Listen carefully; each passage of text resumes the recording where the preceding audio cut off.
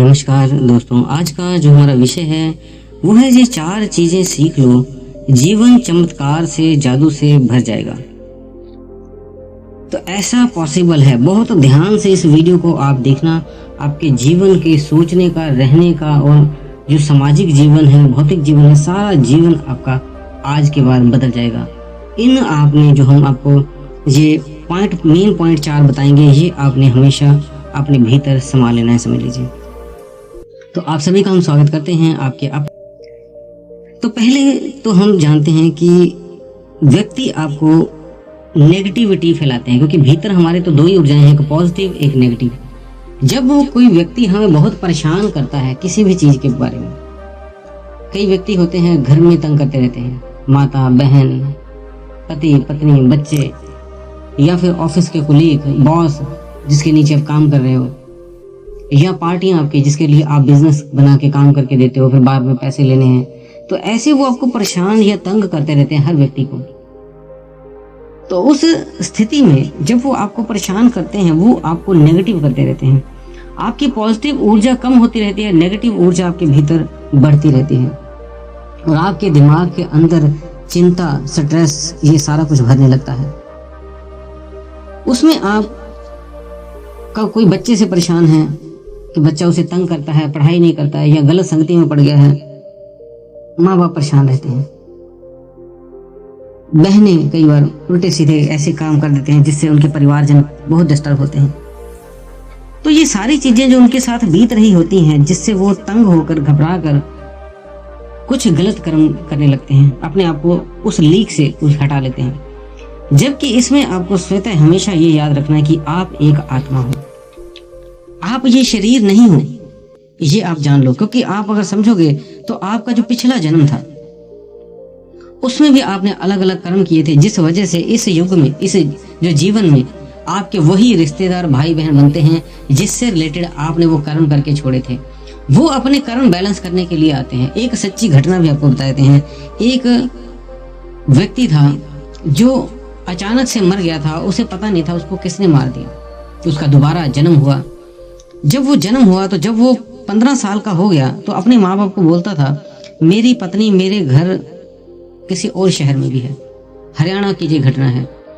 तो उसने कहा, ऐसे ये बच्चा बार बार कहता रहता है और जगह का नाम भी बताता था बच्चा कि इस जगह में, यहाँ पे मेरे दोस्त हैं, मेरे रिश्तेदार हैं, मेरी पत्नी है, मेरी दुकान है, मुझे वहाँ लेके चलो।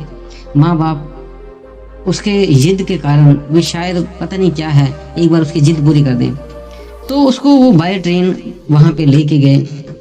और जब लेके गए तो जैसे ही वो उस गांव में पहुंचा तो उसके कुछ बूढ़े लोग थे, घूम रहे थे, कुछ बूढ़ी औरतें थी, वो घूम रही थी। तो उसने उनको बुलाया नाम से। उन्होंने कहा, ये छोटा सा बच्चा हमें नाम से क्यों बुला रहा है? और वो हाल चाल पूछ रहा था, किसी के पैर हाथ लगा रहा था, तो किसी को बुला रहा था। कोई जो चाय की दुकानें थी वहाँ पे जाके, चाचा कैसे हो, ऐसे उसने सारा कुछ कर रहा था। तो सारे व्यक्ति हैरान थे कि ये कौन है, ये कौन है? तो वो उसने बताया कि मैं ये हूँ। उसने कहा, ऐसे कैसे हो गया, तुम्हारा रीबर्थ हुआ है? तो फिर वो धीरे धीरे अपने घर भी पहुंच गया। जब वो घर पहुंचा तो उसने अपने माता पिता को पहचाना। लेकिन उसके माता पिता के, वो तो उसे मरे हुए 15-16 साल हो गए हैं। वो कहता है, उसने कहा कि मेरा ही दोबारा जन्म हुआ है, मैं ही मरा था, मैं ही आपका बेटा हूँ। तो उसने कुछ विशेष बातें जो सिर्फ माँ और बेटा जानते थे उसने बताई। तो उसको लगा कि हाँ, ये मेरा ही बेटा है, इसको सारी चीज़ें वो पता है। फिर वो अपनी दुकान पे गया, उसकी किराने की दुकान थी, वहाँ गया तो उसने वहाँ पे उसकी पत्नी और उसका बेटा बैठा हुआ था। तो उसने उसको भी कहा, अपनी पत्नी का नाम लेके, कैसी हो? तो उसने कहा, ठीक हूँ, लेकिन तुम कौन हो? तो उसने कहा, मैं तुम्हारा पति हूँ। वो भी हैरान हो गया, ऐसे कैसे? तो ये सत्य घटना पूर्व जन्म की, पूर्व पिछले कर्म की थी। लेकिन इस जन्म में उसने कहा, ठीक है, वो पिछले जन्म का था, लेकिन अब ये जमीन, ये दुकान अब तुम्हारी नहीं है, अब तुम मेरे पति भी नहीं रह गए, क्योंकि उस उम्र का और इस उम्र का बहुत फर्क है। तो ये सारे शारीरिक संबंध थे, वो सिर्फ शरीर था जिससे उस शरीर को वो बेटा मानती थी, पत्नी मानती थी, वो दुकान थी, उसका घर था। जैसे ही ये शरीर समाप्त हुआ, उसके ये सारी चीजें जीरो हो जाती हैं। तो इसलिए अपने को यही सोचो कि ये जो आपको जीवन मिला है, ये पुराने कर्म निपटाने के लिए बना है। इसमें आप तंग परेशान ना हो। आपके पुराने जो रोल हैं गलत हो गए, वही ठीक करने के लिए आप आए हो, उनका बैलेंस बराबर करने के लिए आप आए हो। आप साक्षी भाव से हमेशा अपने आप को देखो। जैसे आप एक मेला लगा हुआ है कहीं पे, आप एक ऊंची छत पे जाके बैठ गए जो 3 4 5 मंजिला है। आप वहां से देख रहे हो मेले में कई आ रही हैं लड़की लड़के औरतें बच्चे घूम रहे हैं, खेल रहे हैं, खा रहे हैं सामान और कुछ शॉपिंग कर रहे हैं, तो आप देख रहे हो, किसी को कुछ नहीं बोले।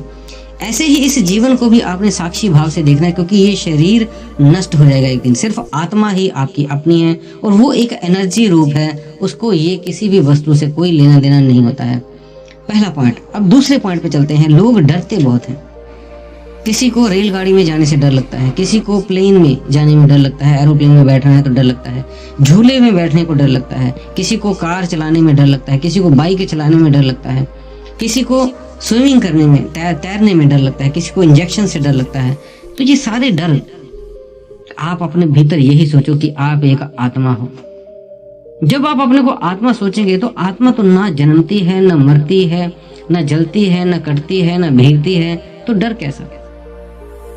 वो आप शरीर के मोह में ऐसा सोच लेते हो कि ये आपका मोह है, यही आप ये शरीर मान लेते हो, तब आपको ये डर लगता है। आपने कभी देखा अपने कपड़े पहने और 1-2 महीने पहन के 4 महीने पहन के फेंक देते हो, फिर नया कपड़ा।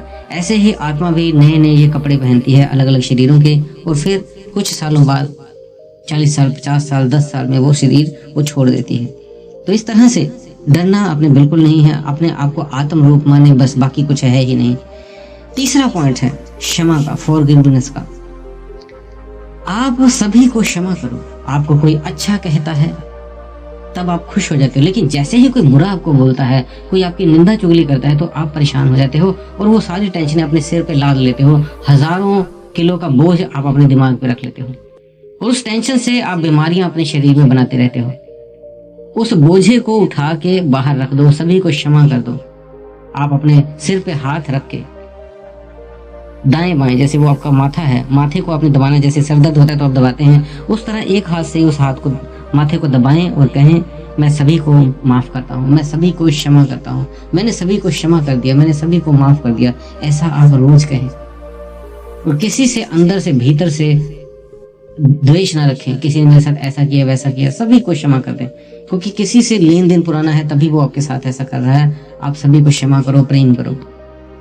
चौथा पॉइंट है, आपने अफर्मेशन अपने लिए पॉजिटिव देनी है कि मैं स्वस्थ हूं, मैं शुद्ध आत्मा हूं, मैं हर चीज में सफल हो रहा हूं, मुझे ये चीज मिल गई है। जो चीजें आपको चाहिए, जो भी आपकी इच्छा हो, फिर लास्ट पे आपने उसी को, अफर्मेशन को बना लेना है। जो जो चीजें आपको चाहिए उसे आपने लिख लेना है, जो ना नहीं चाहिए उसके बारे में सोचना भी नहीं है। तो क्या ऐसे सोचने से होता है? तो हाँ, होता है। ये एनर्जी का ही सारा खेल है। आपने देखा है कई लोग अपने माता पिता के, अपने गुरु के पांव छूते हैं। वो किस लिए? या किसी आप अपने कोई अपने गुरु बनाया हुआ है उसके पैर छूते हो। हम सोचते हैं वो हमें आशीर्वाद दे, एक एनर्जी दे, जिससे हम इस जितने भी परेशानियां, दुख से लड़ सकें और हमारे भीतर पॉजिटिव एनर्जी आ जाए, इसलिए हम उनसे आशीर्वाद लेते हैं। तो वो आशीर्वाद में हमारे गुरु, हमारे जो माता पिता हैं, हमें एक पावर देते हैं, एक शक्ति देते हैं, और वो शक्तियां काम भी करती हैं। ऐसे ही आप भी जो अफर्मेशन बोल रहे हो उसे पूरा एनर्जी से आपने बोलना है, पूरी एनर्जी से, अपने दिल से। जैसे ही वो भाव से, एनर्जी से आप बोलेंगे तो वो एनर्जियां काम करती हैं और आपकी वो अफर्मेशन पूरी होगी। आप उसको बोल के महसूस भी करना है। जो चीज़ भी आपको चाहिए उसे बोलें और फिर महसूस करें, वो आपके पास 101% कुछ ही दिनों में आपके पास आ जाएगी। तो दोस्तों, उम्मीद है दी हुई जानकारी से आप संतुष्ट होंगे। अगर आपका कोई और भी प्रश्न होता है तो आप हमें कमेंट बॉक्स में लिख सकते हैं, और अगर आप हमारे चैनल पर नए हैं तो चैनल को सब्सक्राइब करके बेल बटन को दबा दो। अध्यात्म के ऊपर हमने बहुत सी जानकारियां अपने यूट्यूब में दी हुई चैनल में, वहाँ पे जाकर